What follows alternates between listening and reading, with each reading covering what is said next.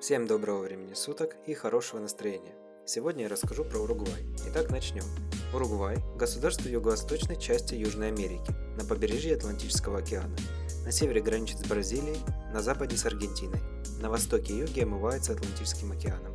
Береговая линия примерно 660 километров. Население около 3,5 миллионов человек, что соизмеримо с такими государствами, как Молдавия и Монголия. Площадь 176 215 квадратных километров, 88-я в мире. Примерно таких же размеров Суринам и Камбоджа. Одна из самых маленьких стран Южной Америки. Официальный язык испанский. Независимость страны была провозглашена в 1825 году, когда группа бывших партизан восточной провинции, известная как 33 Ориенталес, во главе с Хуаном Антонио Левальехой при помощи Соединенной провинции Южной Америки провели борьбу против Бразильской империи.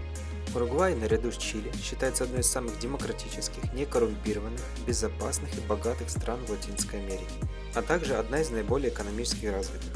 Столица – Монтевидео, площадь 540 квадратных километров, таких же размеров примерно Самара и Будапешт. Население – 1 400 000 человек. Рельеф городской территории холмистый, климат субтропический влажный, средняя температура января плюс 23, июля плюс 10, осадка выпадает около 1000 мм в год. Крупнейшими городами в стране являются Монтевидео, Сальто, Сьюдад-де-ла-Коста, Пайсанду и Ла-Пьедрас. Около 75% всех предприятий сосредоточены в столице, которая была основана в 1726 году, в День Святого Филиппа, и имела не самое короткое название Сьюдад де Сан-Филиппо-дель-Пуэрто-де-Монтевидео. Берега Уругвая низменные, выровненные лагунного типа. Самая высокая точка – гора Катедраль, 514 метров. Климат субтропический океанический. Средняя температура июля 10-12, января до 24. Во время вторжения южных ветров Пампера происходит ночное кратковременное понижение температуры до -5. В таких случаях возможно выпадение инея. Пампера – это холодный штормовой южный или юго-западный ветер. Осадки выпадают в течение всего года. Лучшее время для посещения этой страны длится с января по апрель.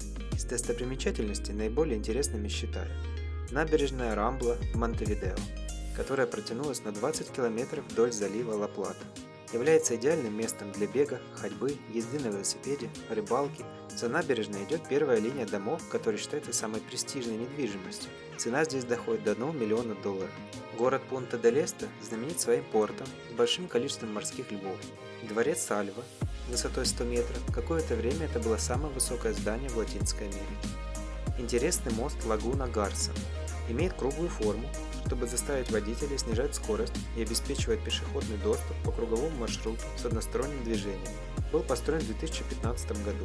Для строительства моста было использовано 450 тонн стали и 500 кубических метров бетона. Мост Лионеля Виеры, также известный как мост Пуэнте-де-ла-Бара, тоже имеет интересную форму. Общая длина 150 метров, ширина 10, соединяющий города Пунта-дель-Эсте и Ла-Бара через ручей Мальдонадо на юге Уругвая, открыт в 1965 году.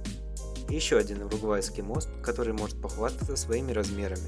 Мост генерала Артигаса, общей длиной 2350 метров и шириной 12, соединяет аргентинский Колон и уругвайский город Пайсанду. На южном побережье Уругвая находится уникальный остров Лобос, знаменитый своей колонией южных морских львов. Сюда постоянно курсируют однодневные экскурсии, а также приезжают потренироваться любители серфинга и дайвинга. Рука Пунта-дель-Эсте – скульптура на пляже города Пунта-дель-Эсте. Представляет собой кончики 5 пальцев, выглядывающие из песка. Открытие состоялось в 1982 году. Национальный парк Кабо-Полонно расположен на Атлантическом побережье страны. Посещая парк, вы попадаете в настоящий рай. В прибрежной зоне поражают своей живописностью скалистые островки в океане. На суше к уникальным явлениям природы можно отнести дюны, огромные камни. В парке действует запрет на разбитие кемпинга.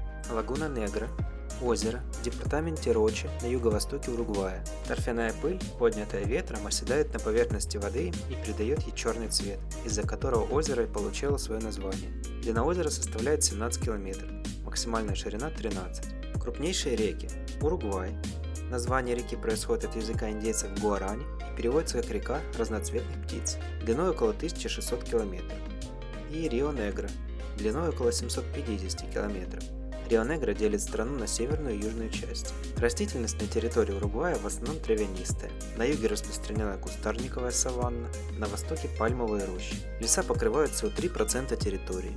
Из произрастающих деревьев практически все завезенные – эвкалипт, дуб, платан, сосна. В фауне обычные капибара, броненосцы, нутрия. Из кошачьих – маргай, анцилла, ягуарунди. Для кампас типичны, но редки пампасный олень, серый мазама, нанду. Кампас – это тропические и субтропические экосистемы типа саван. Разнообразная орнитофауна Уругвая – зеленый овсяночный кардинал, вьюрковые овсянки, черношейный лебедь, тинаму, рогатые паламедии, зимородки. Водится большое количество рептилий. Как и во всей Южной Америке, Уругвай насыщен огромным количеством насекомых, в том числе ядовитых. По сравнению с соседней Бразилией, ядовитых змей намного меньше. В Уругвае около 70 случаев укусов змеями в год, против 20 тысяч в Бразилии. Но, конечно, и население разное. Самыми опасными являются скрещенная ямная гадюка или Ярара гранде, превышает 2 метра в длину, встречается в тропических и субтропических лесах, любит болота и побережья, избегает сухих зон. И коралловый змей – это большая группа элапидных змей, которые несут один из самых токсичных ядов в мире рептилий. Напоследок несколько интересных фактов. Самый популярный вид спорта – футбол. Сборная Уругвая несколько раз становилась чемпионами мира.